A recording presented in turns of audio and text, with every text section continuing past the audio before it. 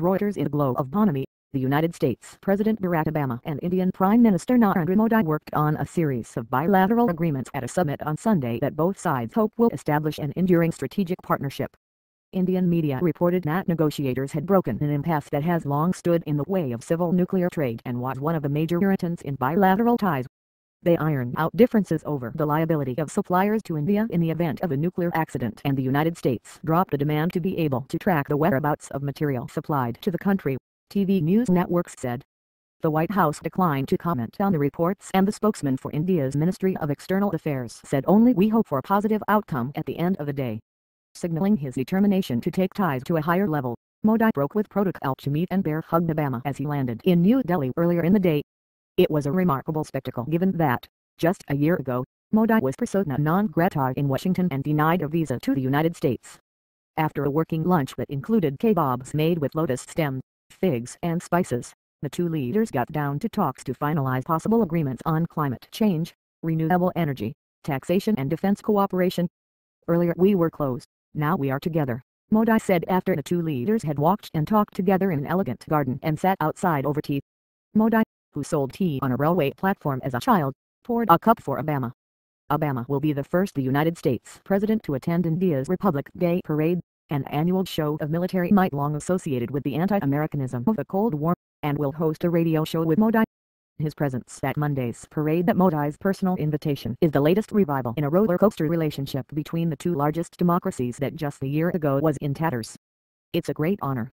We are grateful for this extraordinary hospitality," Obama said during a welcome at the presidential palace, where there was a guard of honor, a 21-gun salute and a stray dog running around the forecourt until it was chased away. Modi greeted Obama and his wife, Michelle, on the tarmac of the airport as they came down the steps from Air Force One on a smoggy winter morning. The two leaders hugged each other warmly. According to protocol, the Prime Minister does not greet foreign leaders on their arrival, but Modi made the decision himself to break with tradition, surprising even his own handlers. The roads of New Delhi were lined with armed police and soldiers, part of a highly choreographed plan for the visit. Up to 40,000 security personnel have been deployed for the visit, and 15,000 new closed-circuit surveillance cameras have been installed in the capital, according to media reports. New vitality. The United States views India as a vast market and potential counterweight to China's assertiveness in Asia, but frequently grows frustrated with the slow pace of economic reforms and unwillingness to side with Washington in international affairs. India would like to see a new United States approach to Pakistan, New Delhi's archfoe.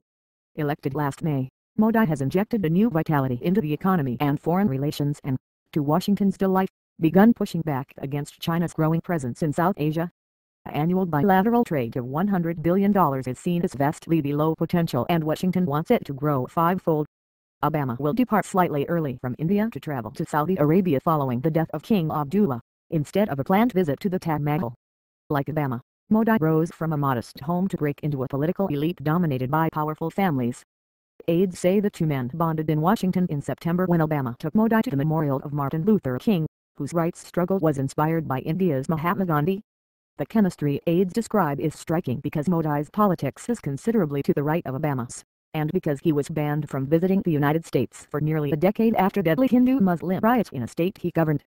Obama, the first sitting United States president to visit India twice, also enjoyed a close friendship with Modi's predecessor Manmohan Singh, who in 2008 staked his premiership on a controversial deal that made India the sixth legitimate atomic power and marked the high point in Indo-US relations. The nuclear deal has so far failed to deliver on a promise of billions of dollars of business for the United States companies because of India's reluctance to pass legislation shielding suppliers from liability, a deviation from international norms.